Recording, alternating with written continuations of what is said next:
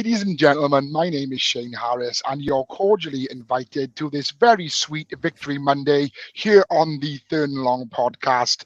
Gentlemen, how are we doing? Mr. Philip Herons is in the house. Ollie Hope and Ollie Butler Henderson are also along for the ride. Boys, how was your weekend? How was London? Well, I mean, first off, it's only a sweet Victory Monday for three of us. I know. But yeah, the London game was incredible, great atmosphere. Apparently, 85,000 people were in the house. I mean, I got no voice. My voice is killing me. Does that tell you everything? It was a bit. It was a bit of a dickhead stole some gloves that B. John Robson gave my son off him. It was a bit of We'll cover that in a minute. Bit of a one-sided game, but it was still good to watch. Great to see NFL back in the UK, and excited for next Sunday. There was something about the NFL UK that I sat next to a couple of Boston people, so that was epic. And actually, Yes, one of them starts working for the Patriots in 2 weeks' time. He's not working for the Patriots. He's just working for. Can he play quarterback? Do you know? That's different. We'll get to that later on. He just works for Robert Kraft. Yeah, I did ask for a goal. You see, I was sat in front of these people from Boston. His partner said he's going to be working for the Patriots. I'm going on that line. Okay. Yeah, I mean, we'll get more into Wembley in a minute. We'll roll with Thursday night football because let's face it, the Lions are cooking something over there in Detroit, aren't they? And we're not going blue for we're going blue for Europe. The Packers could learn to play in the first half. That would help. Patriots could learn how to play full stop. Yeah, but I mean, that's Patriots. That's the Patriots. That's totally something different. At least the Packers can actually score points in the second half, more than 3. Hands up if you leave David Montgomery on the bench. I left Ollie Watkins on the bench, if that counts. Yeah, and you still beat me. Ollie Watkins is a different sport. I know what that is. But Jared Goff is starting to look a very, very good quarterback. Under Dan Campbell. I was actually talking to my mum. I was watching the Thursday Night Football with my dad the other day, and he said Jared Goff is actually better than Matt Stafford. And I said, interesting take. Jared Goff under Dan Campbell is arguably better than Matt Stafford, but the Jared Goff under Sean McVay was definitely not better than Matt Stafford. It's interesting because, obviously, Sean McVay is meant to be the quarterback guru, the quarterback whisperer, and be able to coach quarterbacks, etc., etc., etc. Yet Dan Campbell's got the best out of him. But I think either way, it's fair to say that Detroit won that trade. Although, did they? I mean, they got 2 first-round picks and a quarterback that's probably on par with Matt Stafford at the moment. But what did LA want out of it? They wanted the Super Bowl. They got themselves a Super Bowl. They put everything in on it to get a Super Bowl.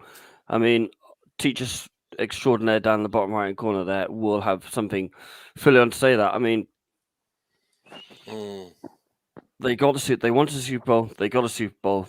They won a Super Bowl. It's what they wanted. Wasn't it even though in their home stadium? It was. Yeah. That's why they put all those eggs in that basket and hedged all their bets and went literally all in for that trophy. And they got what they wanted in the end, 100%. And you can't say that Jared Goff is better than Matt Stafford until Jared Goff's got a ring or two. Agreed. I don't think Jared Goff is going to get a ring or two because the Lions aren't there yet. And he won't be the quarterback to make the most of that situation in Detroit when it comes together.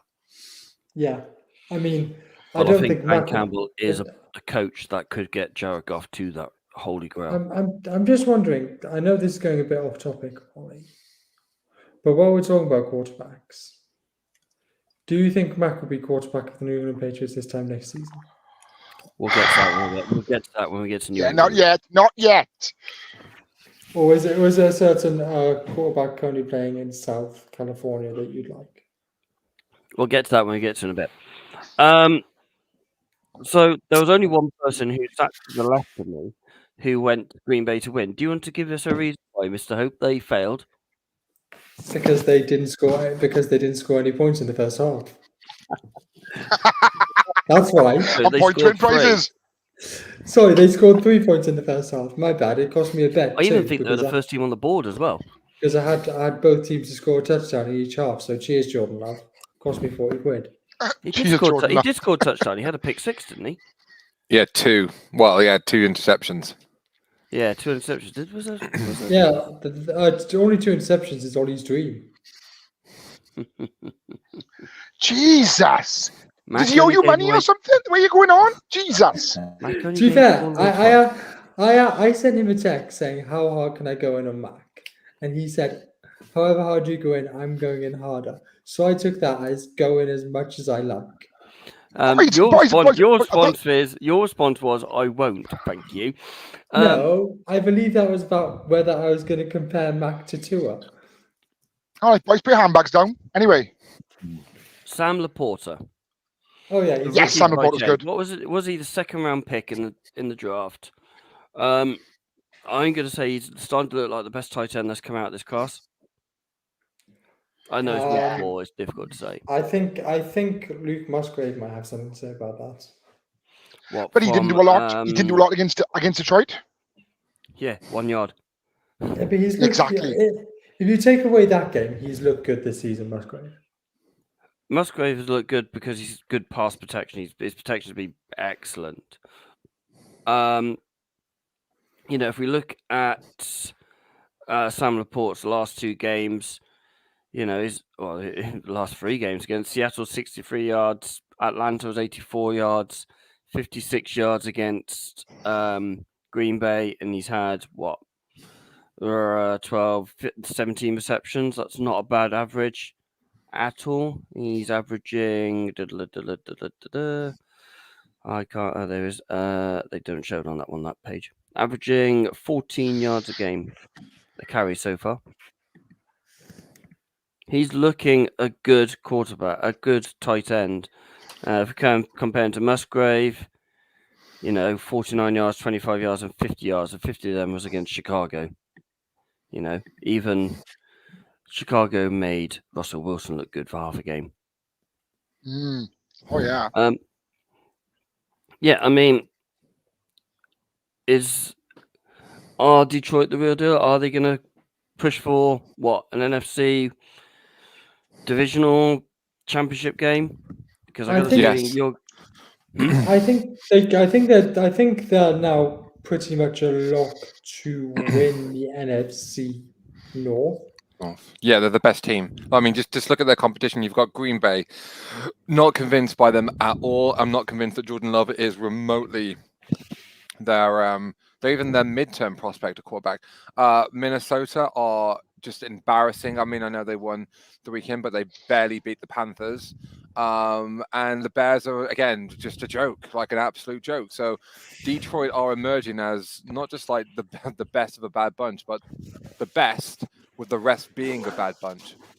And I think because of them being the best, with the others being a bad bunch, that could potentially inflate their record to give them an easier wildcard game to mean they could probably make the divisional round.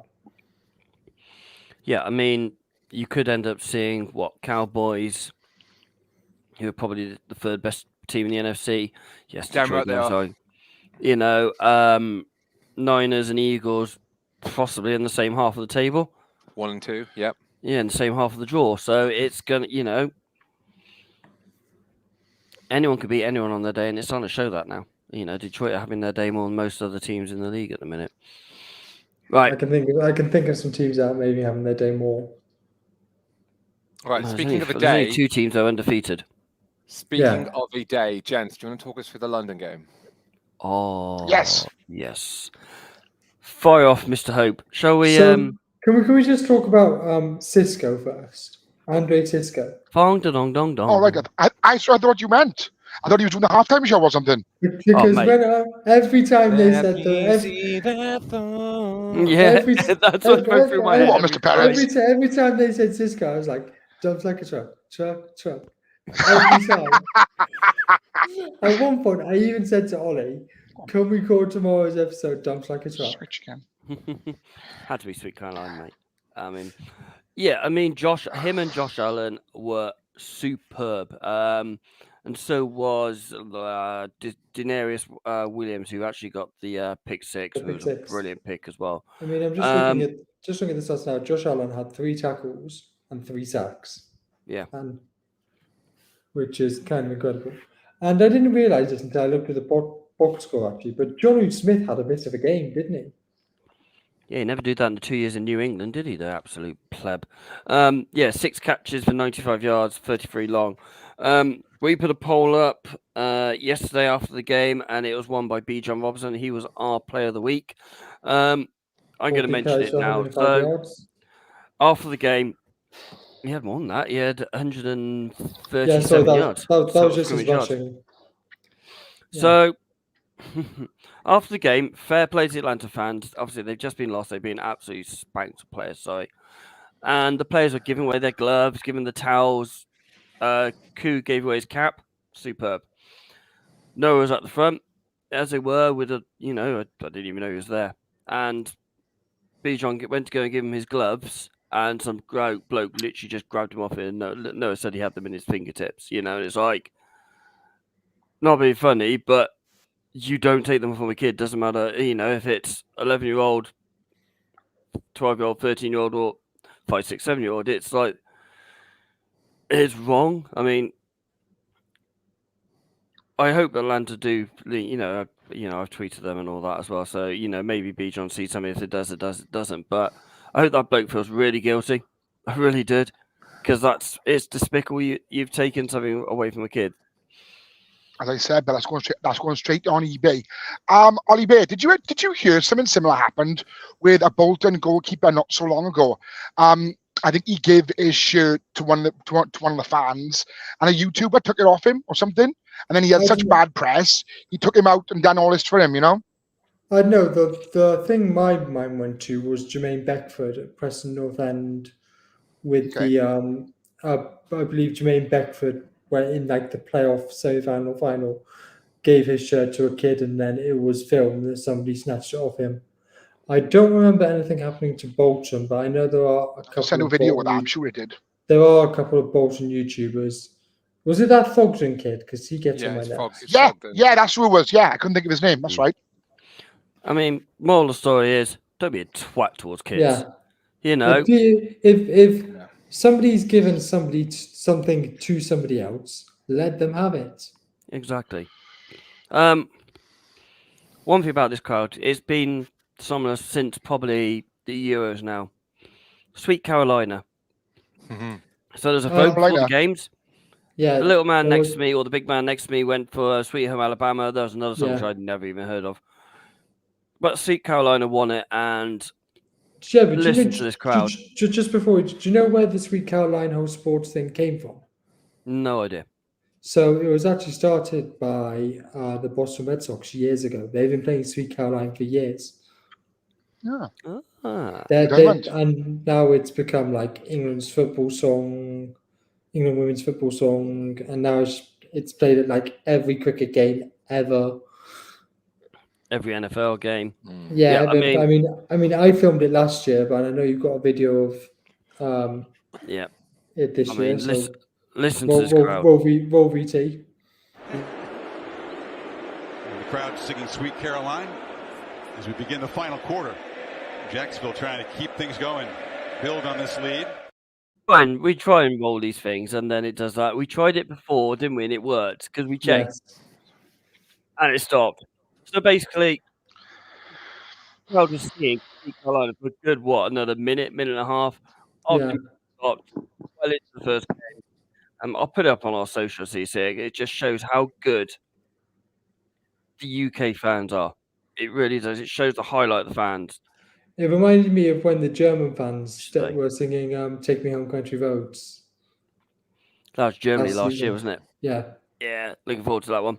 I mean, I hope this video works.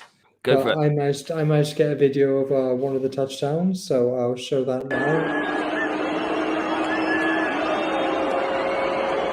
I started a bit before the play started because it's hard to know where it's going to start, so there's a bit of dead air time here. But hopefully it works.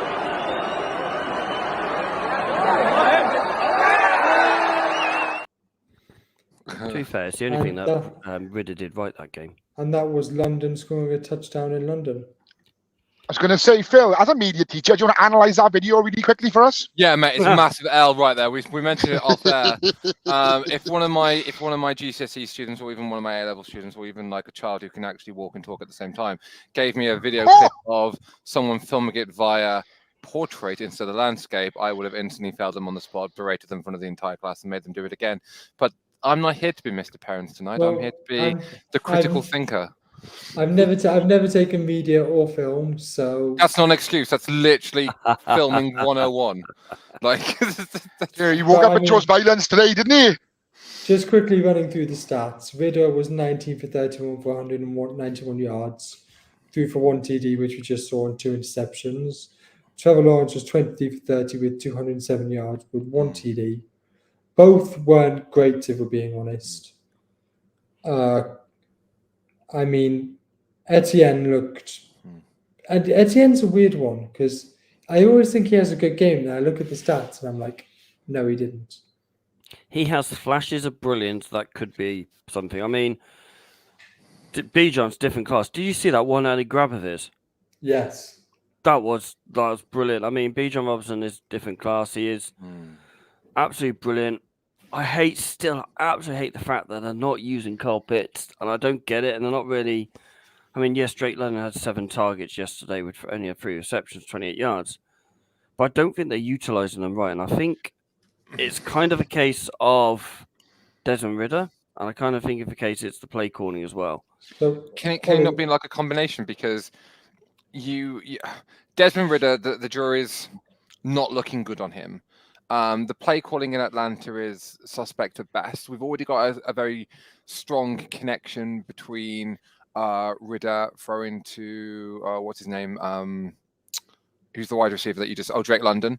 Yep. It might be the fact that he might not have that kind of like that rhythm with his tight end. It also might be the fact that maybe.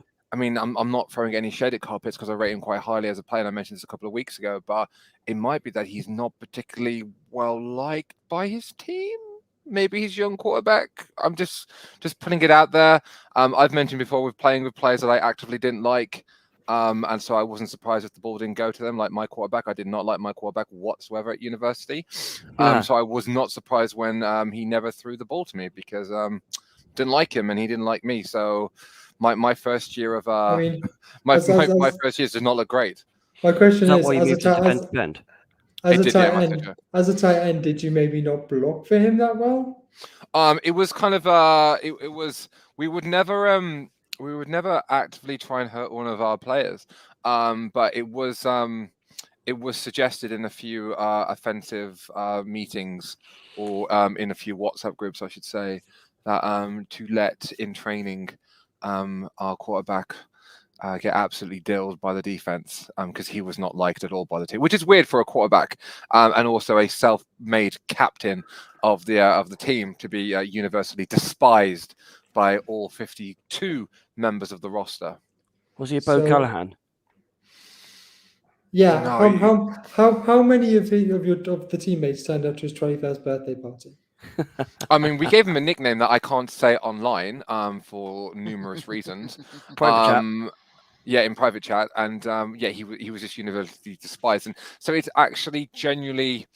I mean, I'm just saying it from like a team perspective, because I've counting up my entire years playing American football. I've played 6, 3 at uni, 3 outside of uni, and if there's a player on offense as a weapon, and you don't have that good rapport with him, you kind of either don't give him the ball or don't make him a target, or you don't have that relationship with him where you feel you've got that right rhythm, because don't forget, it's all down to that rhythm. If Desmond Ridder feels like he's got a good relationship with Drake London, and Drake London, let's be honest, hit the ground running last year in a poor Falcons team, and he started the season well in a poor Falcons team, you're going to be giving it to the weapon that you're consistent with. I'm not saying that Carl Pitts is disliked, but you have to look at the stats. He hasn't been targeted. I mean, when I text you guys during when I jokingly said who was my player of the day, and I went like Carl Pitts, 1 catch, 8 yards. That's literally it for his. That's his entire stats for that game. I think he finished on 2 catches for 21 yards. You sure about that? Yeah. I mean, I'm happy to. That's what the stats I've got. Yeah. Okay, but at the time that I sent it to you, he yeah. So, Ollie, I know at halftime when we spoke, you were calling for Taylor Heineke to come out and start the second half. Yep. And you said to me, how long until Heineke? And I said 2 games. Arthur Smith has come out and said Heineke, Ridder's still the starter. Is that the dreaded vote of confidence that, and players get? Yes, that's probably the same for someone else we're going to talk about later on. Heineke's been around this league. He's a dog of a player, in a good sense. I've been on the Heineke train since the start. You guys all jumped on it with me last year when we found out Heineke is actually a good bridge. I jumped on it when he beat Tom Brady. Yeah, but I've been on the Heineke train since we started this podcast. Yeah. Shall we go to probably the biggest? I'm going to say the biggest shock result being as in the scoreline. Miami Buffalo. Is this the biggest shock result? Scoreline wise? I think something that happened at Nissan Stadium is a bit of a bigger shock for me. Boys, we knew this would be a massive shootout with 2 very, very potent offenses. I think if I were a betting man, yeah, I am a betting man, whatever, I should have put money on the amount of points in this game being over at least 40, 42.5. Both fantastic offenses, and they both were firing. As much as you hate Tua, Ollie, you can't keep this up for too long anymore. The real Tua stood up. Tua still had an okay game. Exactly. Yeah. So I was listening to. I've watched the 15-minute highlights on YouTube earlier on today, so I've got an idea what's going on. But listen to it on the radio. Listen to Nate Coombs on TalkSport 2 and the other guys going around it going, "Why is he doing that? Why is he making that pass?" There was one pass where, if it wasn't for Waddle, it was an interception. The guy's taking it to the house. They were saying that Tua. Yes, he's better than last season. Yes, he's strengthened. Yes, he's got this, and all the season, and blah, blah, blah, blah, blah. But there is still those mistakes that are making him that makes him not a top 10 quarterback, probably a mid-range quarterback. He's not as good as people make him out to be. But he's not as bad as other people make him out to be. The numbers don't lie. I said we'll get to my guy in a bit. Okay. I'm not convinced by Tua, and I said last week's show until he could do it against top defense, and Bill's number 1 corner was out, and they didn't really take advantage of it. Tyreek Hill was a frustrated figure. Yeah, Tyreek Hill, they kept him to under 60 yards. Yeah, Tyreek Hill 3 receptions, 58 yards. They kept Waddle under 50 yards. If it wasn't for Devon Achane, they wouldn't have scored. Achane or A-Chain or however it is you pronounce his name, it was the only good performance on offense for the Miami. Now, was this Mike McDaniel's play calling and he didn't get any advice from the crowd, or Tua 25 for 35 for 280 yards? If you look at that, yeah, it's good, fairly good. 1 touchdown, 1 interception. Yeah, that's not bad. QBR rated 55. But then you look at the receiving stats. Tyreek Hill only 58 yards. Or just 46. Or you can just compare him to Josh Allen's stats, which is 21 for 25, 320 yards, 4 touchdowns, 0 interceptions, QBR rating of 89. I mean, Josh Allen was back to the envy chat of Josh Allen yesterday. I know, look at his title, we're going to say something else about that later on. But yeah, I'm not sold on Tua at all. Yeah, I know. We talk about this every week. Yep. And it's going to be on that train for a long time. Gentlemen, discuss, because that's all I know about this game. The man doesn't rate Tua, but rates Mac. That's all I need to say. I know, it's crazy. We'll talk about that later. We will talk about that later on. On text earlier, I told him I was going to do a deep dive on Mac versus Tua, but he told me that wouldn't be fair because apparently Tua's had good coaching and Mac hasn't. So Mac literally has had one of the greatest ever head coaches in the Super Bowl era to learn from. Can we get to that when we get to New England? We got Yeah. like 10 other games to get to first, guys. Right, fine. Right. So we talked about the Dolphins and the Bills. Shane, were you going to talk about the Broncos and the Bears, or was that me? Yes, no, it was me. Yeah, I've got I've got my notes in front of me, broadcast journalist and all. The toilet bowl of the season. Do you know what? I was quite surprised how the score went down in the end. The Broncos won 31-28, and I was watching Red Zone, and everybody knows I'm a bit partial to Justin Fields. I think in a good offense he'd be at least passable. Lol. Jesus Christ, Quarterback in pun there. So we've all got our questionable opinions on the show. You know that. Yeah, you're absolutely right. That's the beauty of like opinions. They're like noses. Everyone's got one, and every now and then everyone's got one. Exactly. I say this, but I did take Justin Field in round 5 of our draft. What a stupid thing to do, man. And haven't. Right, do you want to know Justin Fields' stat line for this game? Yeah, come at me. 4 touchdown passes. He did throw 1 pick, right? But no one's perfect, of course. He was 28-35 with 335 yards. Yeah, and they still lost. He put up 4 touchdowns and still lost. That's his best ever non-rushing game, wasn't it? I believe that they said. Yeah. Well, which is amazing considering that he's had ample amount of talent that's been accumulated around him, and he still managed to only put up those numbers. I don't think one good game in a losing effort should really make us think that anything other than Justin Fields is an absolute hack, and he's really showing it this year that he's not up to the task. Even Trent Dilfer had a good game. I don't think that who's the coach? Is it Ryan Poles or is he Matty Eberflus? Matty Eberflus is a good enough play caller. And as Kelly just said, I feel sorry for him. He actually played well. I like him too, Shane. Yeah, but Colin Kaepernick had a great game in the Super Bowl as well. And of course, the two Welsh people are sticking together. Jesus, the amount of racism is terrible. And we haven't even spoken about the Chase Claypool saga. Anybody know what's going on there? He wants to leave. They want him out of here, so he'll get traded by next week. Yeah, we'll take New England. We needed to draw one. I was going to say, how long's he been there? By the way, how long? No, he got traded on the. I think he got traded on the deadline last year. Yeah, he's better. He's not even been there a year. No. Phil, I will say one thing though. Russell Wilson did pass for 3 touchdowns as well.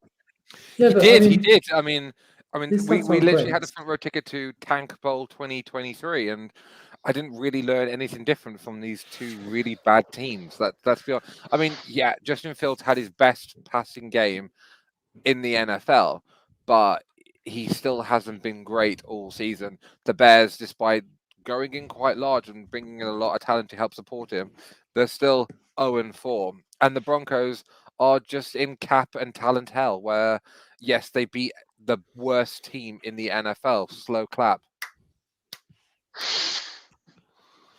To go on. To go on Justin Fields here, I get where Shayna and I get where Kelly's coming from, and yes, he showed flash of brilliance, including putting 49er players, defenders' asses on the ground last season. That run where he beat our entire defense about 4 times each.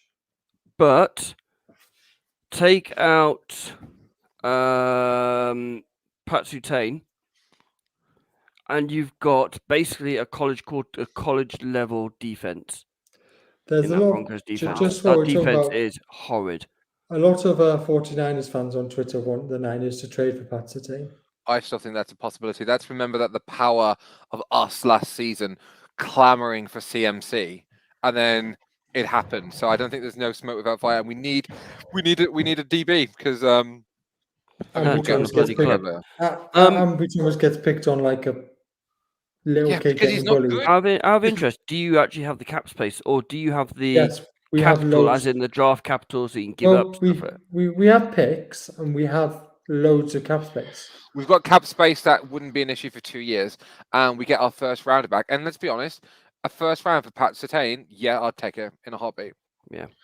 Ollie, let's be honest, right? We all know it to be true. The Niners are the best team in football, and they will be for the next 20 years. The sooner everybody else realizes that, the better.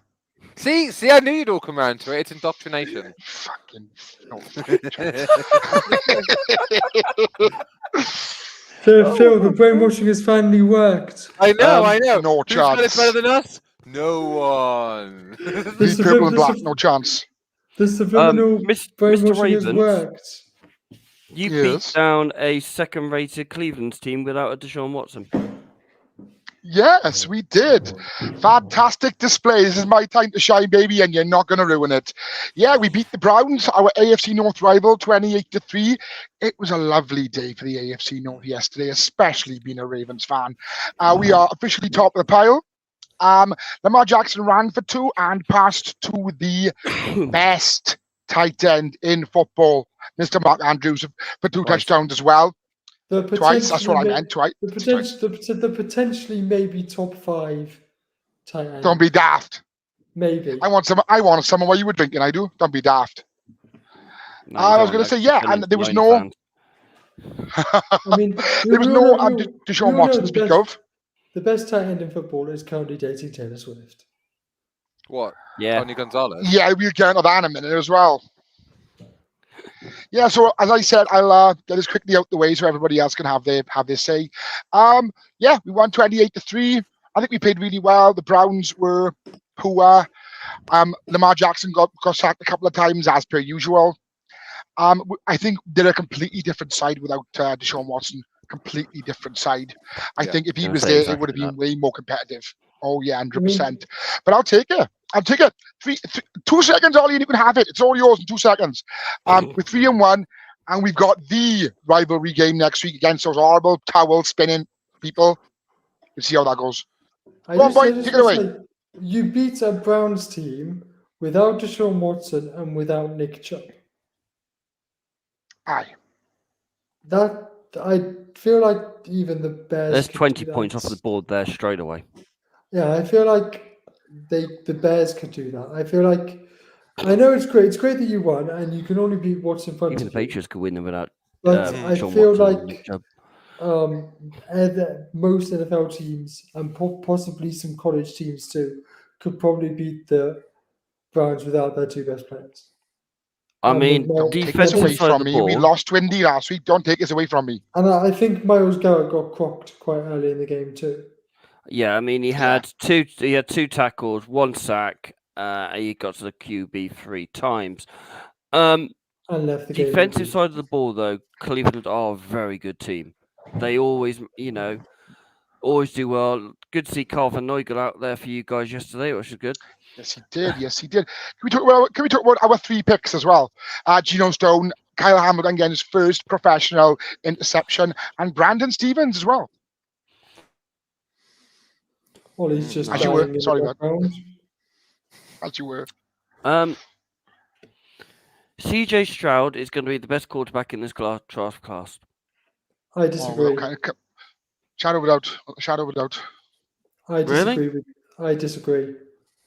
I think that guy in Indianapolis is actually playing better than Gardner Minshew. Right now. Oh yeah, the rookie Gardner Minshew. Yes. He's a rookie at heart.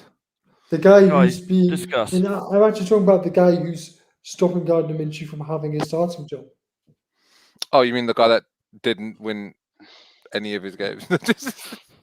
Guys, discuss. Obviously, you guys watched it a lot more than us. I'm sorry, but like, All right. So are we still talking about the Ravens, or are we moving on to the next one? No, Pittsburgh. we'll Pittsburgh. do- Oh, we moved now. We won Pittsburgh next week, as you were. All right. So because I was just going to talk about like the Colts, but we're talking about the Steelers because they sucked hard.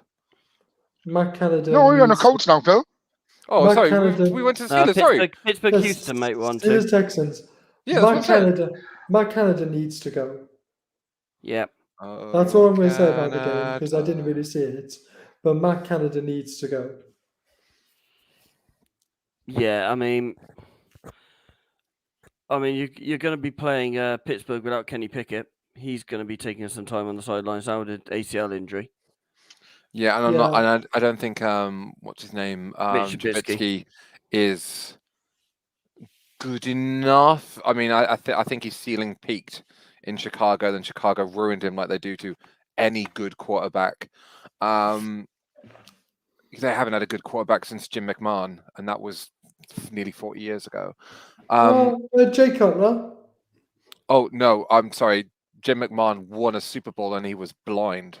Okay, that's yeah. You look up Jim McMahon; he won a Super Bowl blind. And Doug Peterson won a Super Bowl for Green Bay. Never mind, doesn't matter. Sitting on the bench behind Brett Favre.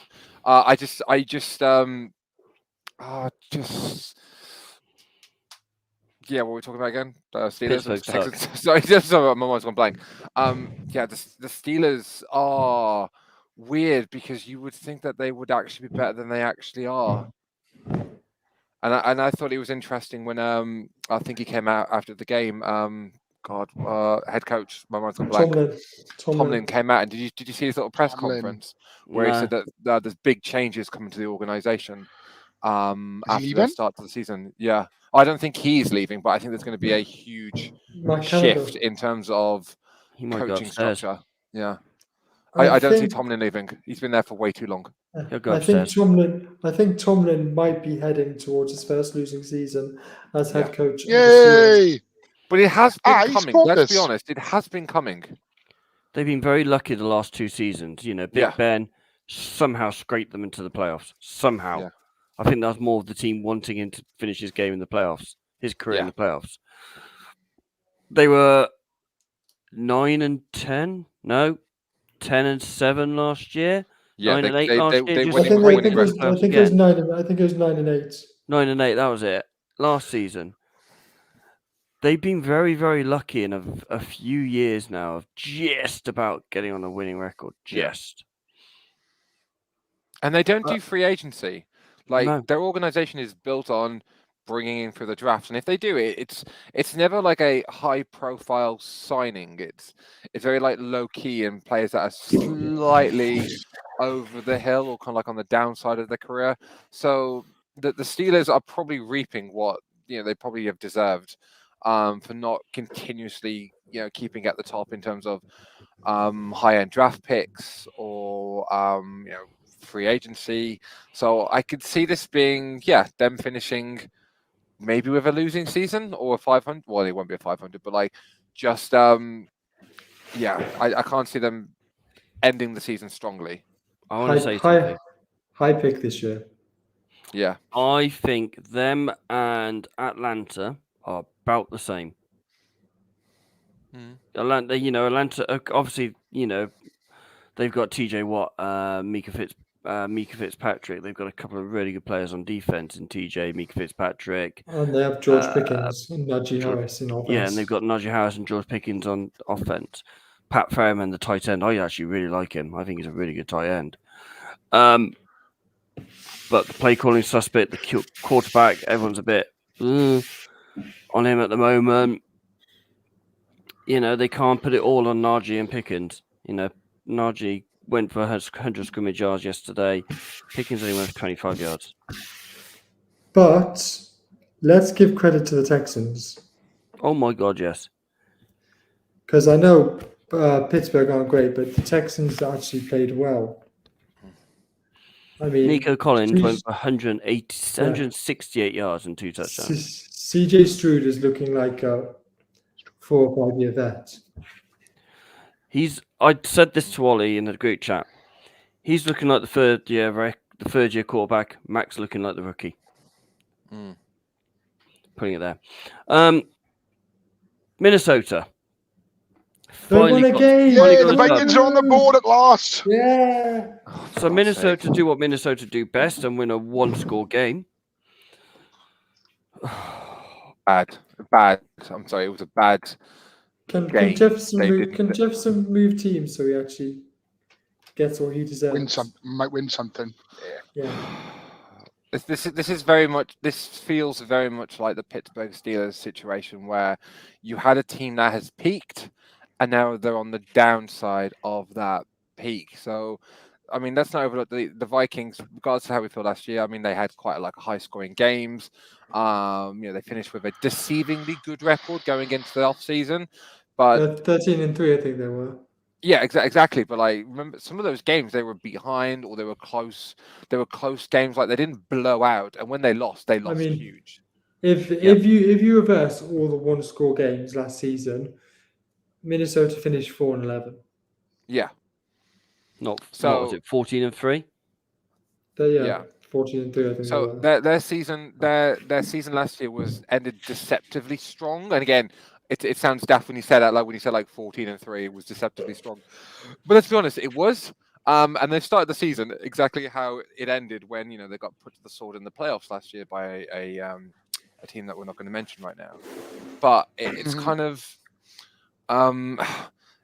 they weren't great. I mean, and I actually thought the Panthers in the first half were the better team, which surprised me because by the second half the Panthers just shut down completely, and Minnesota kind of just went through the gears. They scored 2 touchdowns in the third quarter. It was just like a dull, no score game in the fourth. But the Vikings were not great, and I'm really not sold on Kirk Cousins. And if I was Minnesota, genuinely, you'd look where the season's potentially going. You look at your schedule, and you go, all right, then let's see who's potentially available in the draft next year, or which quarterback's potentially free in the offseason next year, and then look to do that.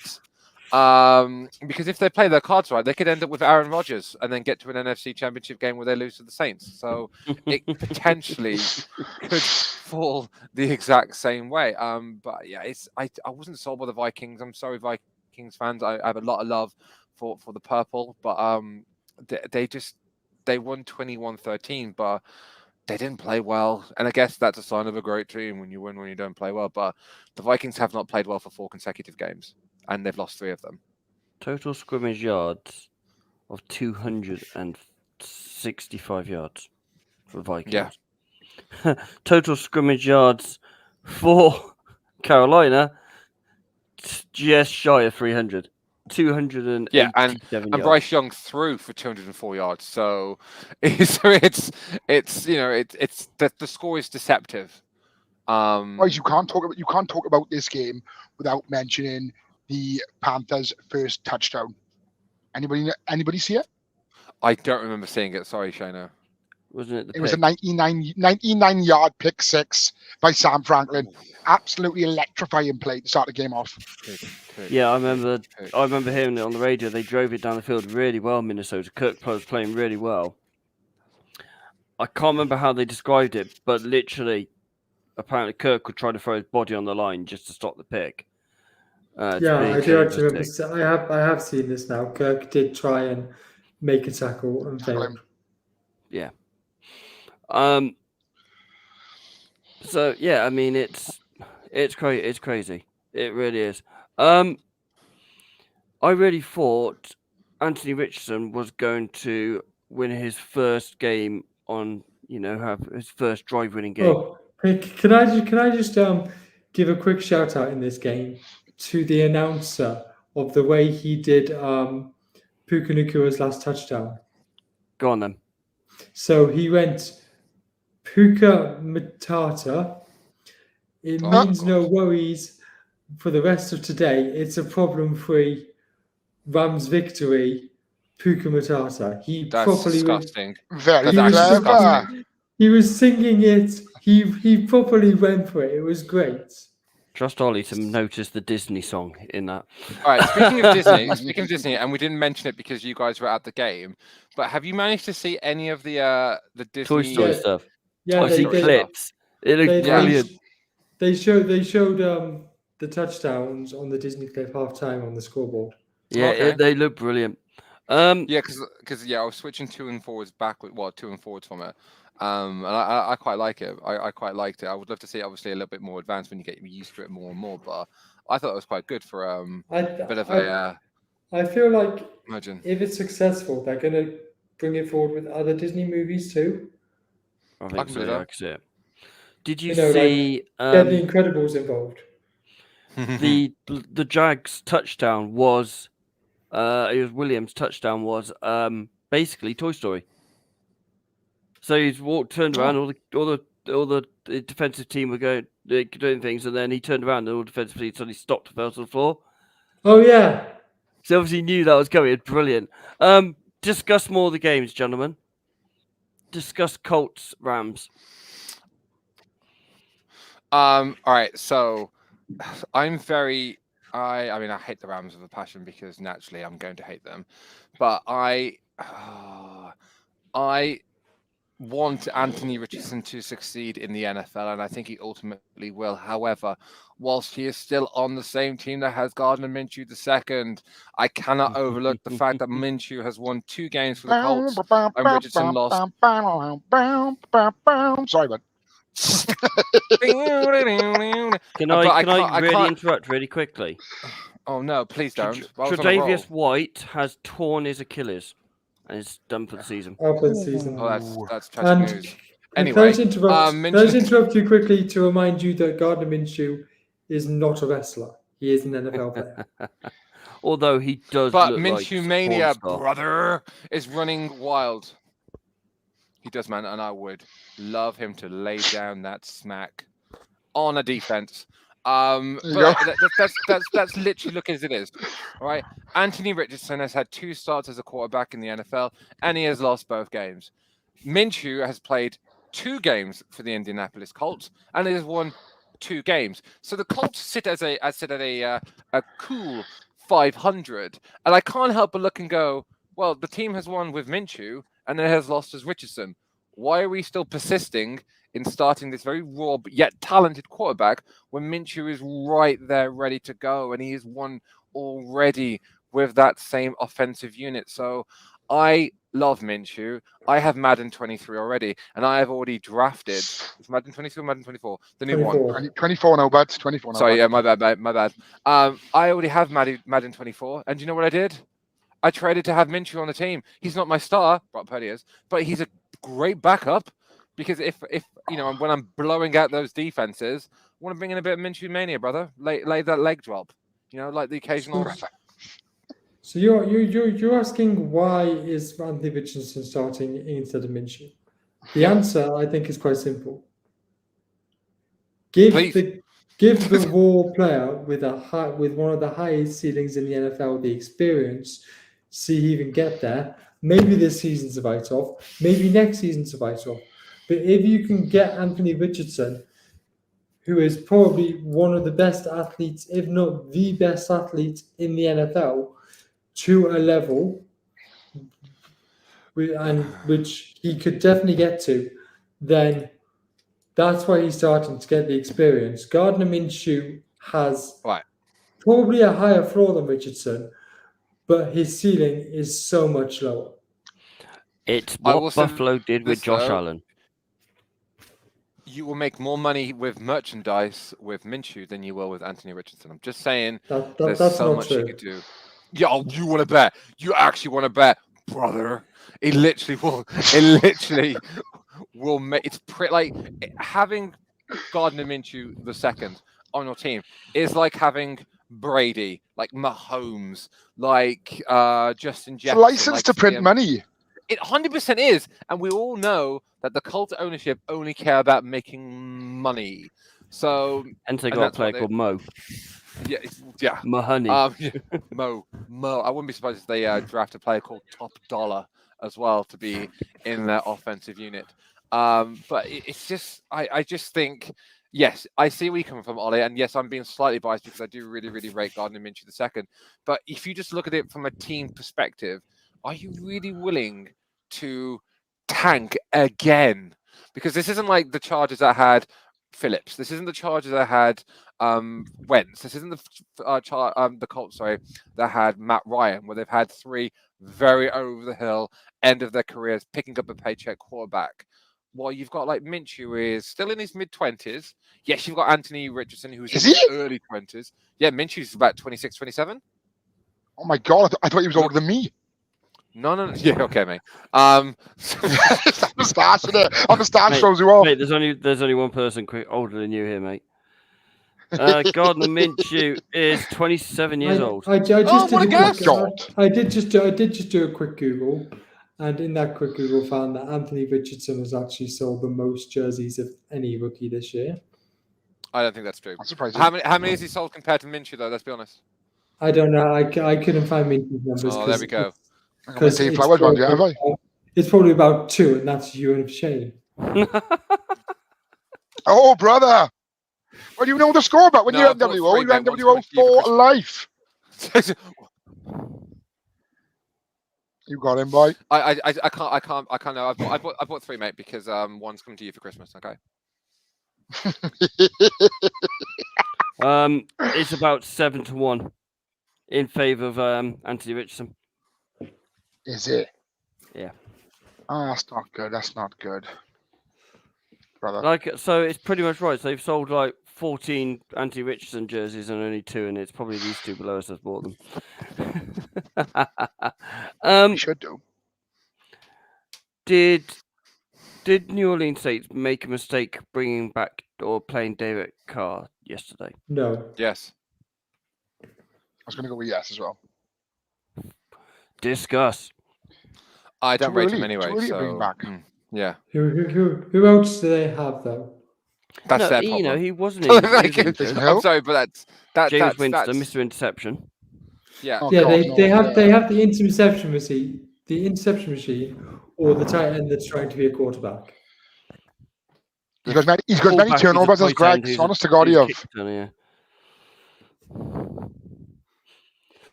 The other interception machine is in Minnesota, and I'm not talking about Kirk Cousins. I'm talking about Nick Mullins, but that's by the by. And the other one's in New England.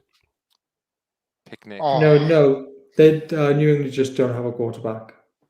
Hey, give us time. Baker Mayfield, stats wise, is looking Baker Mayfield a rookie season. I've always rated Baker Mayfield defense now. He's the second coming of Gardner Minshew. What's his name? Not Gardner Minshew. He's not as good as Gardner Minshew. He is the second coming of Johnny Manziel. If Johnny Manziel was good. Johnny Manziel would have been very good if he put his head into football. And stop lying about who his parents were. Well, yeah, there's that as well. And defrauded the NCAA. That was his mate, wasn't it? Mm-hmm.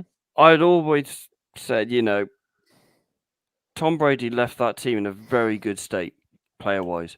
I mean, they're still in a good state player-wise. Their offense is incredible, especially their wide receivers. Yeah, but how many people have been signed because of going to play with Tom Brady for 3 years, and he buggers off after 2. Mike Evans is one of them. Chris Godwin, a second one. I know. It's interesting. I'm trying to get at it. Mike Evans wanted a new contract. He wanted to stay at the Buccaneers, knowing that Tom Brady had left. Okay, I've not read that bit. Granted, he didn't get one, but he wanted a new contract. Fair enough. So Alvin Kamara came back after his suspension. Yeah, he looked good. He had 13 receptions for 33 yards. That doesn't look good. Yeah, and 11 carries for 51 yards. Admittedly, that looks a little bit better. Long of 13. Yes, it's going to take him a few games to get back at speed the NFL. Is this the X factor New Orleans need to fight for the AFC South? NFC South? I mean, they need something. Yeah. We all thought Derek Carr going there. It's a poor display for the Saints offense, 100%. Chris Olave, well, we are very high on the show. Was targeted 6 times and only got 1 yard. Rashid Shaheed as well, their big new breakout superstar as of late. was only targeted 7 times and he only got 3 yards. It was a bad day at the office for the Saints offense. I mean, let's look at this. Olave only got 1 reception for 4 yards. I know you That's just what I said mean. that. I heard something. They had a touchdown ruled off though. Yeah, I Didn't he mean, have a touchdown rule out? yeah, I would like to say it is quite nice to see Michael Thomas back out on the field, though. How long till Yes, he's it injured is. Yes, it is. again? Sorry. How long till he's injured again? Yeah, but you could say that about McCaffrey. True. Because he was Very true. He was injured for just as long. Well, they're saying that McCaffrey's probably gone, a season now without being injured? Got to be a season's worth now, is it, without being injured? Yeah. Good for him. Well, he did miss 1 game towards the back end of last season. Doesn't matter. Right, let's take your 49er hats off yet for a couple of minutes, because I'm going to... Sorry, I was going to talk about the Eagles and the Commanders first, weren't we? I was just about to, actually. So take your 49ers hats off for a minute. Do the league need to be worried that the Eagles are at 4-0 and aren't playing well? Why is that the league's issue? Because, Not the office. He means the teams in the league. the teams in the league. Oh, sorry, I thought you meant the office. Yeah, so I don't think Roger Goodell gives a shit. Yeah, that's what I was thinking. Why should the NFL care? No, I mean, do the team, would you be worried going, the Eagles aren't playing well yet, and they're still 4-0? It's almost like going back to the analogy, United have, back in the 90s and noughties, United are playing crap, but still winning. Yeah, but isn't it right? If you played well and we're still winning, we're still top of the table. Man City now. Back when Man United had a winning team and they didn't have holes in their That's roofs. why I wouldn't have even said it. You brought up Man United, so you knew Phil was going to say something. Entry level, I was using it as an doing his best. All right, then we'll use Man City. Playing crap, still top of the table. Did you just call Ten Hag entry level Pep? Yeah, I can't say BTEC Pep anymore because I can't say BTEC anymore because I teach BTEC, so I don't undervalue the content that I deliver. But like entry level Pep, yeah, absolutely. We're talking like can you spell your name right equals GCSE level. How look at our drones in the sky when we get stuff tomorrow night. But don't worry about it. You got pretty drones. Part of the plan. Back Ken Hog. Glazes out. £1 billion. Foundation level Pep. Anyway, time's getting on. Come on. Do you give Edinburgh a bronze award, Pep? Shut up. Come on. We haven't even got to 2 of our teams yet, guys, so we kind of need a vote. Yeah, come on. Apologies. I thought that's what our listeners love, the banter between the 4 of us. This is almost as good as Man United TV. 5 yards. Yeah, AJ Brown 8 last night. AJ Brown won me a league despite Deshaun Watson being my starter and not playing. He won me a fantasy matchup. Yeah, but it was a weird scoring fantasy matchup. It's one of those ones, Jay. You get added points for over 40 yards and over 50 yard receptions. But at the end of the day, newsflash: Eagles won. Eagles are good. Moving on. But did Washington anybody else around this table so desperately want the Commanders to win, just to not be? Yeah, I thought they were going to. I thought they were gonna as well. I really thought they were gonna. I was willing that Jake Elliott field goal to go wide. Yeah, I was willing it with all my heart. Potentially would have been my play of the week if they would have won. Actually, all my heart was actually on the Niners game at that point, but I was also willing that field goal to go wide. Yeah, I mean, look at some of the Washington players' face at the end of it. They were like, we should have won this game. They were dejected, gone, completely broken. It was really harsh on them. Shano, go on, gloat for a few minutes. Bengals getting spanked. Oh, yes, I will. Thank you very much. The smile that just flew on your face at that point. I know, brilliant. I know. I saw something on Twitter this morning, which, in my opinion, is accurate. The AFC North is the Ravens and 3 dumpster fires, which I think is correct. Boys, what's going on with the Bengals? They were favourites to reach a Super Bowl. What's going on? Can I give a quick hot take? I'm not sure if it's hot anymore. It's probably just go on, but go for it. warm now. The Bengals need to bite the bullet and put Joe Burrow on IR. Yep. Second that. Want to wipe the season clean off? Wipe the season off already? Yes. Burrows is injured. Okay. The season is over at 1-3. Just put him on IR, let him rest up, let him get that calf right, maybe bring him back at the end of the season, or maybe not, and start thinking about next season and go get a high draft pick this year to give him another weapon. This is my take on the I Bengals. don't disagree. Go on, Shayna. Sorry, go for it. No, I'm just saying I don't disagree with what Ollie's saying. Maybe that is the right idea to do. It certainly makes sense because, as I've said before, they are a very dangerous team on their day, a very, very dangerous team. And if they're missing something which is preventing them from being successful now, and if they got a tank to get that piece, that missing piece of the puzzle, then so be it. So this is my take on it. We're going to have another Andrew Luck situation with Joe Burrow unless they start protecting him. Yeah. Ooh, okay. I don't think that's controversial at all. I think that's a really, really hard take. It's a really good take. You know, he got hit 26 times yesterday. He got sacked Oh, 3 times. God. 26 times he got hit by Wow. a Titans offense or Titans D that aren't really that good. Yeah. In the front 7 aren't that good, and he got hit 26 times. When you look at the current scope of the NFL, though, and I was thinking of this a long ago, and I'm not going to go bang on about like the 49ers for a second, but like a big thing in the offseason was criticism of the front office not putting a lot of money into the offensive line and saying that, yeah, it's all right stacking, with weapons and D linemen when we got Hargrave. But like the offensive line, just to keep our quarterbacks healthy, because we went through 3 quarterbacks last year, and that ultimately cost us. Well, yeah, but I don't really count Thingy because he was crap. But like we went through 4 quarterbacks. Thingy. I can't even remember his name. He popped up in the NFC Championship. Josh Johnson.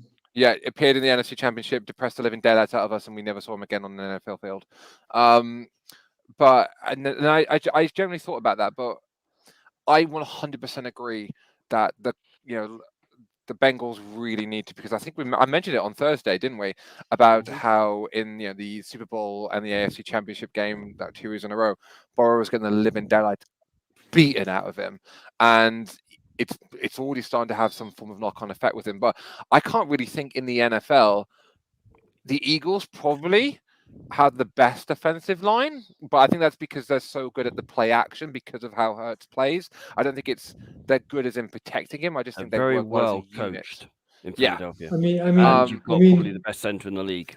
The offensive line and the brotherly shove is something that nobody seems to be able to stop. It should be illegal, but that's a different thing for a different day. It's because it's borderline chop blocking when I watch them. Like, it is actually almost like chop blocking. It's ridiculous. Is it bitter nuts or what? I do think it will be made illegal this offseason. Yeah, I mean, don't get me wrong. Jimmy Garoppolo in San Francisco was the master of the quarterback sneak. But when you see the brotherly love, which by the way is just, you might just say brotherly shove, you daft. Yeah, all above the man train. Is essentially what they've done. But I said about sorry, just jump in. You said about Jimmy being the master of the QB sneak. Who did he learn it from? Brady. Jeff Garcia. Brady, expect. Jeff Garcia. Anyway, yeah, carry on. Drew Bledsoe.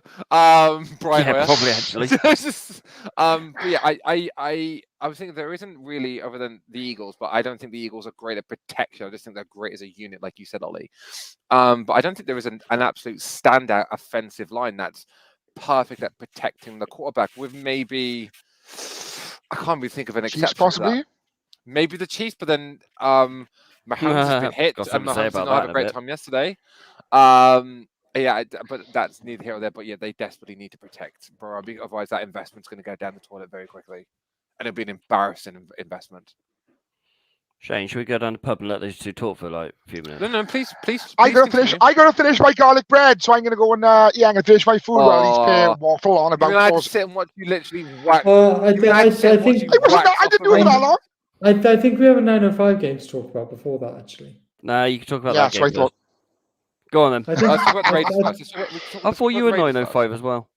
No, we were We're 925. 925. Okay. Go on then. Raiders Chargers.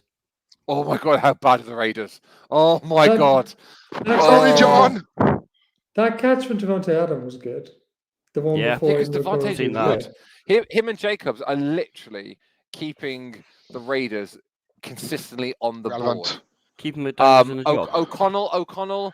Oh my god, O'Connell had such a great offseason. He defeated the 49ers. Oh my god, he should be playing over Jimmy Graham. We're seeing literally why he is not the starting quarterback week in and week out. I don't think the Raiders have a good quarterback, but O'Connell literally shit the bed. Jimmy's okay. Mac No, Jones will end up in Las Vegas next season. Jimmy will game manage you into being intercepted in a championship game where you lose frustratingly. That's what Jimmy's really good at doing. Yeah, but if you get to the championship game, you have to be a passable quarterback. Yeah, and he isn't passable because he kept giving it to the other team. You get it? Yeah, of course. Thanks. Quarterback Thanks, humor. Shane. Thanks. Fantastic.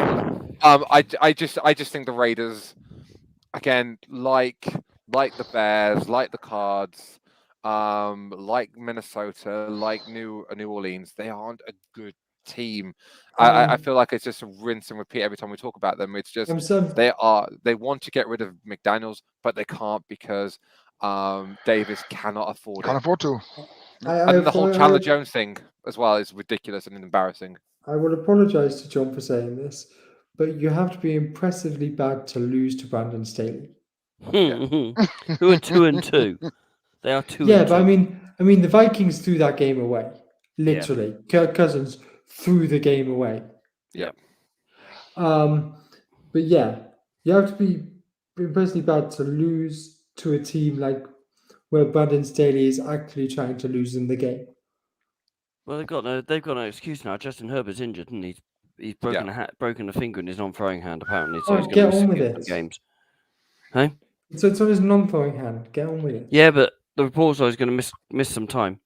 Tape it to another one and get on with the game, mate. What, his other hand? Who's their backup? Yeah. Just tape it to another thing, right? I don't know who their backup is. I don't know. Maybe they should give him an injection and puncture his lung. It is Tyrod Stick. Taylor. Eastern Stick. That sounds like something you do on Madden. That does. He's not bad. Eastern Stick is not bad. We'll find out on the weekend. Just a quick fact about Eastern Stick. He is an NDSU Bison, and Trey Lance was his backup. So, pick someone who's going to have a rant or someone who's going to have a bit of a love-in for two players. People are going to have a love-in. I reckon Phil's going to have a rant because he loves the sound of his own voice. And then Baby Hope's going to be all lovey-dovey. So, me Go on then, boys, have at it. Go on then. Shane, Ollie, go first, mate. Because I love the sound of my voice. I mean, he's not wrong, but as the cool kids would say, no cap. But McCaffrey, McCaffrey, three touchdowns on the ground, one in the air, 4 touchdowns. I mean, I made it pretty clear with what I think of that here. You did try and lose it in the third quarter, though, didn't you? Yeah, I know. Our defense, as I said on the chat, our defense did fold like paper, allowing them to get a 99-yard drive. But I mean, apart from that drive at the end of the second quarter and the start of the third quarter, our defense was pretty solid. Our offense was on fire for most of the game. Brock Purdy, 20 for 21. The one incompletion was a throwaway on third down, I believe. Yeah. He had a couple of big plays to Ayuk. That one down the sideline, which I didn't pick as my catch of the week, but it was on an important third down. Brandon Ayuk's readjustment was incredible. The one I did pick as my catch of the week was a 41-yard in the air catch to Brandon Ayuk in double coverage. Purdy played well. McCaffrey was incredible. Debo had 0 targets for some reason. Potentially not fully fit because I know he was questionable. But yeah, it was an all-round performance. Phil, what do you have to add? I was on a 49er Twitter feed at the back end of last week, and it was like, who is the most underrated player on the 49ers roster? And you get like the usual, like, you know, Joe Greenlaw. well, there wasn't any, I didn't see Greenlaw, but I saw a lot of like Juice. I saw a lot of Aaron Banks. Potentially to Sean Gibson. Yeah, but the one that I would play back with, Brock Purdy. I know I was waxing lyrical about him at the back end of last season, and he has started this season 4-0. He hasn't lost a regular season game since being in the NFL, and you said it yourself. Like, he threw for 20 passes for 21 attempts in yesterday's game. Yes, it helps that he has Ayuk, Kittle, Debo, even though he didn't use him. He's got Juice, he's got McCaffrey, he's got Jennings, he's got Bell. He's got all these weapons, but those weapons mean nothing if he can't get the ball to them. And what we're seeing is consistently from Brock Purdy that he's not going to be dropping the bomb, even though he did make a sweet pass to Ayuk. But he is consistent. He is not a bad quarterback. And I saw someone mention yesterday that he's probably our best quarterback since Jeff Garcia in the early 2000s. And we had, you know, Alex Smith, who eventually became a game manager. We saw Kaepernick, who was exciting and nearly won us the Super Bowl. And then we went back to Garoppolo, and all the hope was put onto Trey Lance. But Brock Purdy seems to be Mr. Consistent. If I could just quickly interrupt you for a second. I mean, I didn't interrupt you, Ollie, but that's fine. I just want to say that I saw a tweet the other day that said Brock Purdy is so underrated because he doesn't have the Mahomes and Allen big plays, flashy plays, but he is efficient. He just gets the job done. And going back onto like CMC, I think his second touchdown was probably my favorite because that was the hurdle touchdown. The hurdle. But like early, I mean, we mentioned earlier, and I think Hendo was a little bit negative last night when we were talking about CMC being MVP and the 49ers being Super Bowl bound. But already his 2023 stats, he's first in rushing TDs, 6 of them. He's first in rushing yards, 549. He's first in yards per game, averaging 117.7. And he's first in total touchdowns, 7. Now, if he keeps that consistently, could we potentially be seeing the first time since Adrian Peterson a non-quarterback MVP? No, because of he's 18 to 1. He's 18 to 1 on Sky Bet. It doesn't look like a bad bet. You now said that one line. The first non-QB to win since Adrian Peterson, which was in 2000 and I want to say 8. Yeah, it was about then. I know it was single digits. Yeah, but we know the MVP is a QB award. We know that. But he will win offensive player of the league. Yeah, but nobody cares about offensive player of the year. That's true. I don't even know who won offensive player of the year. Oh, it was JJ. See, that's how much I don't care. You have. Hate saying this, but you have arguably the best team in the NFL. I'm going to say arguably. There's going to be, I hate hearing it as well. Miami, Buffalo. Yeah, Philadelphia. I agree with the arguably bit.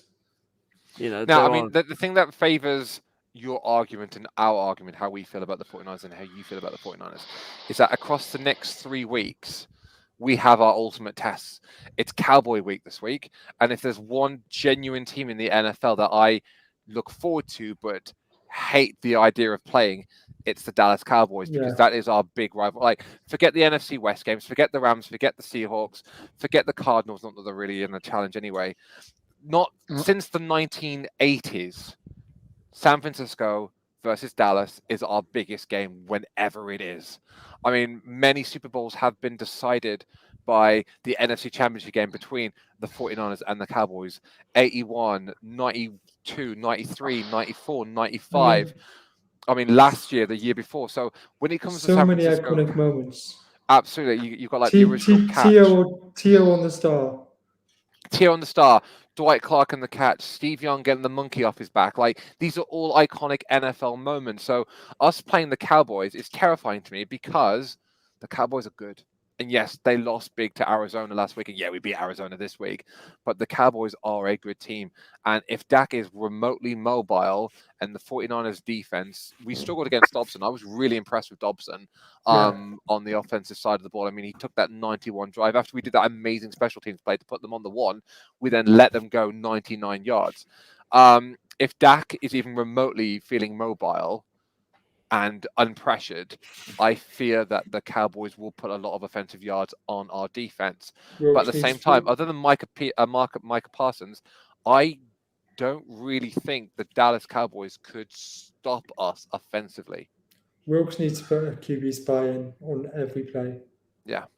Shayna. Yes, mate. Boys, you've got two tough tests left for the rest of the season, in my opinion. Dallas and Philly. I think Cowboys and Eagles. You'll be daft. I think you blow the Cowboys out. I do genuinely. As I said, I don't see much in them. You got the Eagles on December the 3rd, which will probably be your toughest test, in all honesty. It will be. But you know exactly what I'm going to say, boys. Christmas night. I'm going to out you on that. Against my beloved. Because I'm going to out you on that because I texted you earlier saying You did? Christmas Day could be a big game, and you replied saying that you thought the Niners were going to blow you out. I have a minute now. I said I think you have us. Screenshot or it didn't happen, Ollie. Screenshot or it didn't happen. Sorry. It's I think you'll have us is what he replied with. I think you have us, aye. But I'm going to blow out. I'm going to counteract Shane. Look at watching those Cowboys defense last night. Micah Parsons was missing a lot of the snaps. He went out a lot. Yes, that is your defensive X factor. Their secondary, even without Trayvon Diggs, who is a ball hawk and will go after they attack the ball. They've still got Gilmore. They've still got Bland. They've still got some really good players there. I'm sorry, but this was against. I know. I don't want to say the Patriots, but it was against a very, very poor on and off day Patriots. I get where you're coming at. I mean, there was always this argument about was it Belichick or was it Brady that got the Super Bowl, the 6 rings to Foxborough. I'm going to counteract that with saying maybe it was McDaniels that got the last 3. I mean, I think this is a good chance to segue onto the Patriots Cowboys game. Yep. Yeah. Kind of going on that. I just want to hear you say the result, Ollie.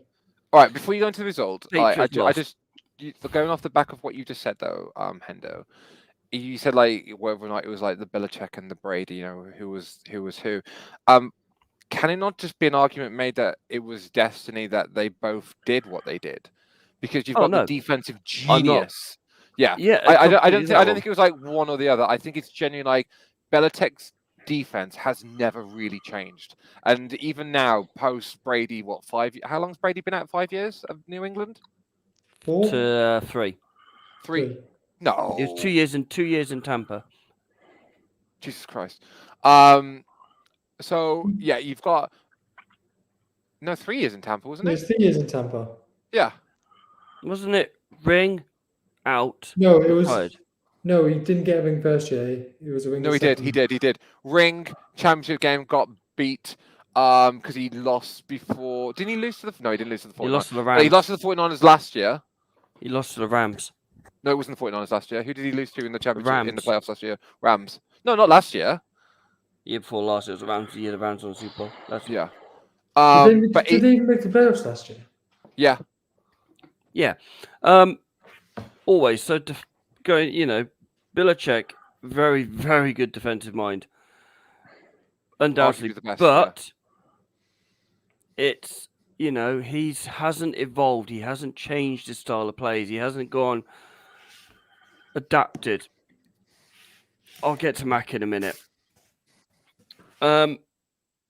It's still the same old dump and play, dump and run that we've done for the last 3 years. The reason I say Mac Jones got to the Pro Bowl under McDaniels coaching. Under Mac Jones, under Daniels' play calling and all because this. the rest of the quarterbacks dropped out. But okay. Only one dropped out. So he was the first reserve, basically. So he still got to the Pro Bowl. Let's ignore last season.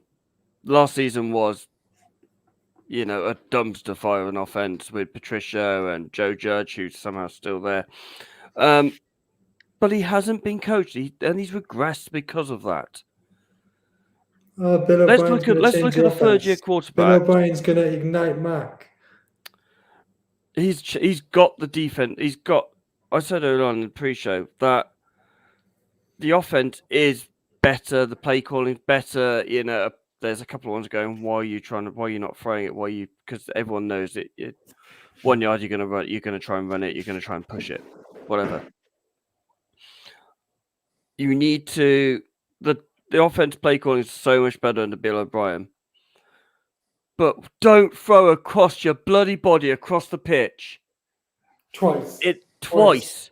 Once almost got picked. The second time he did get picked. And he looks startled. He does look startled. It's like you're a third-year quarterback. Deer in the headlights. Third-year quarterback. We were talking about Justin Fields earlier on.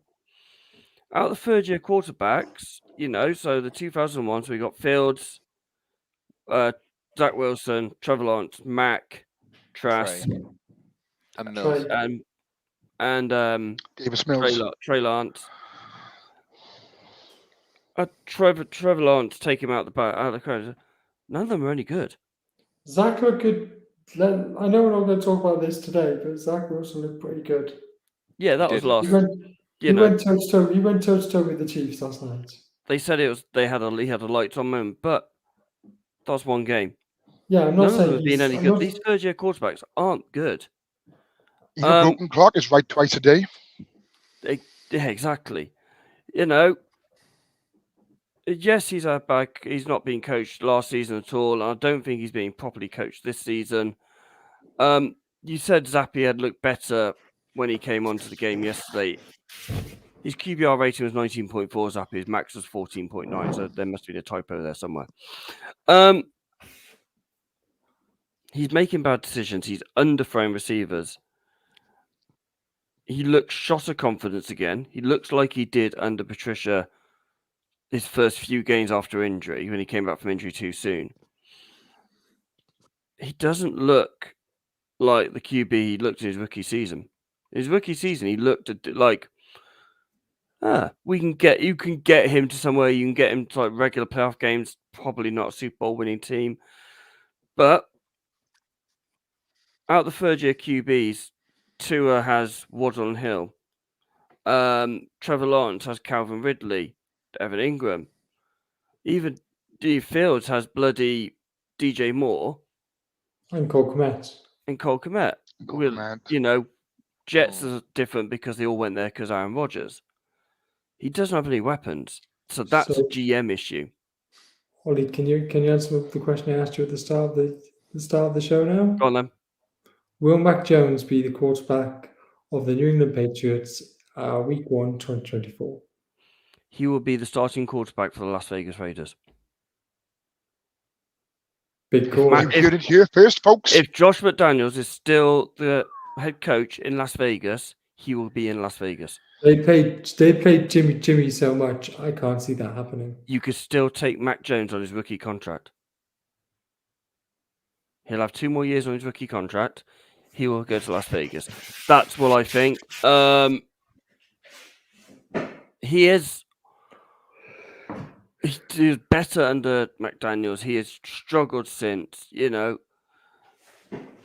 Phil said earlier on the show, players stop playing to players at times. He said he didn't like playing with his player. He wanted out. And I felt bad, by the way, but it wasn't until... All right, so my first year, it was... I don't want to say... I'm not saying his name, but we didn't get on.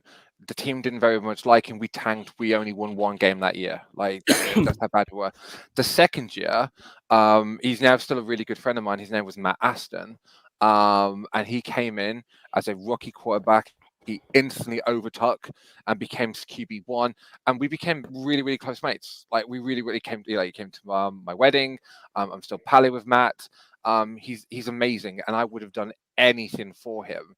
And I had a really good, productivity in my second year, and in my third year when I went half offense, half defense, I very much enjoyed my football. For that first year, even though I was probably in my absolute physical peak at that time, I didn't enjoy it. But second and third year, playing with someone that I liked, respected, and trusted, it made such a big difference to how I operate, and we played a lot better as a team going forward. But that's just what I'm saying. Yeah, I mean, Teams down tools if they don't like their quarterback. Like teams down tools if they don't like their coach or manager in football. It just happens. I've watched some of the interceptions. The second one where he threw across his body, it was almost like KB going, right, you're told, same as our football, you go towards the ball. He didn't. He let the DB run into it and get it. And it's like, you've done it once, I'm not bailing you out twice. Juju didn't attack the ball when he got picked as well. I can just imagine getting forward, just be like, "No, I bailed you off. I bailed you out enough. No." It's like he might be liked, but the rumours are that's floating around he's not liked. It started by New York after Sauce Gardner accused him of tapping in the bollocks last week. Mac has this nasty little streak about him. You can see it in the way he reacts to players at times. Which, don't get me wrong, I love that. I love a little bit of the dirty streak, and Phil's probably the same as well. I can see you giving a little bit of a. No, it's not that one. There's the one. Petulance, you mean? I respect. Yes. Players. Yeah.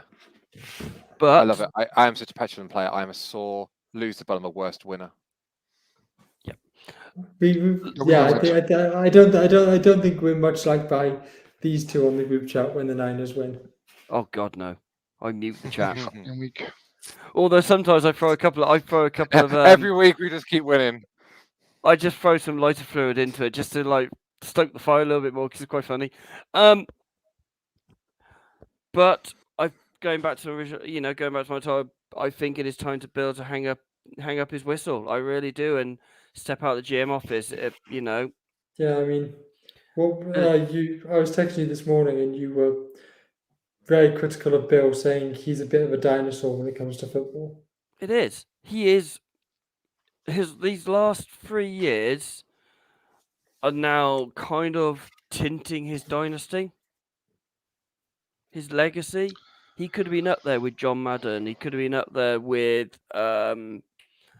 Excuse me, I feel really bad. I can't remember his name now. Don Shula. That's it, Don Shula and all that. Yeah, could have been up there with that kind of level, but Bill Walsh. He is still probably one of the most winning coaches in the league ever. Yeah. And he is. And what he's done is going to be unprecedented. With Belichick, right? And I mean, as Manchester United fans as well, gents, this isn't me throwing shade at you guys. No, it's not. It's not. Bill Belichick reminds me so much of like a Jose Mourinho. He was amazing in the early 2000s. He won all his championships. He won all his accolades. But as you said, there's no shame in saying I am out of touch with modern football, because you have that style. You bring something in that's new and unique. Let's not forget that when Jose came into the Premier League, it was deemed a breath of fresh air. Counter-attacking football became the norm in the Premiership for years until Pep Guardiola came in with his brand and Klopp kind of came in with his brand. So attacking high-pressure football became a norm. Like there was low-scoring games in the early 2000s. Like it was just a thing. So Bill Belichick has had his time. He's been in the league as a head coach. I mean, he's been in the league for nearly 40 years in terms of coaching side. Head coach, but then he's also been and he's been coaching for 30 of them. And he's been a head coach and a 6-time Super Bowl winning coach in that time period as well. So he's had his time. Like Tomlin, I think he's probably past his kind of his sell by. I think Sean Payton as well in Denver is very much out of his depth. He's very, very much old school. I think with Yaron, the Commanders, he looks very much old school. Out like the new school of like NFL coaching is your McVay, your McDaniel, your Mike McDaniels, your Kyle Shanahan's. That is kind of going to be the next era of coaching in the NFL, and then it will change. And then at some point, Kyle Shanahan on like McVay and McDaniels will be very, very old hat. But like you said, the best legacy coaches are your John Madden. Why? Well, he won his Super Bowl, became the winningest coach, and then retired. Bill Walsh took over a losing franchise, made them the team that they became. He retired in '88 as a Super Bowl winning coach. I think Don Shula was probably the one who had a very similar career to Bill Belichick because he went out with a massive whimper. His Dolphins sides were insane in the 70s. The only undefeated Super Bowl winning team was the Miami Dolphins in the mid 70s. He kept going until the 90s and he went out with a whimper like Dan Marino did. And his legacy is slightly tainted as well because he lasted way too long. But we see it in sports. We just see certain coaches, certain players that just can't let go and don't Arsene really know Wenger. when to let go. Arsene Wenger. I think it's worth stating that this loss is actually the worst loss of Bill Belichick's career in terms of points difference. It is time for now for Robert Kraft to go. believe that. Enough. Give me the keys. Give me Yeah. a whistle. If you don't go, Yeah. you're going to get pushed. And Does anyone have Mayo's number? Jared Mayo's the defensive coordinator. Jared Mayo's Yeah. DC for New England. He calls the plays. I was joking. Right. This Mayo is going to be the next head coach. Unlike Liverpool, Saturday. we have call time. We've done it now. You know. Ah, We'll appease all the Swifties on Thursday. Yeah, well, we've got to give them, they're 2-0. We'll be back Thursday night with Sunday Night Football, with Monday Night Football, Players of the Week, Rookies of the Week, Players of the Week, usual Thursday antics, more of these two gloating, because they're one of the undefeated teams in the league, which is going to end on Sunday night because I really think Dallas Cowboys are going to beat you. We will be back Thursday night, 8:30. Ladies and gentlemen, good night. Stay safe.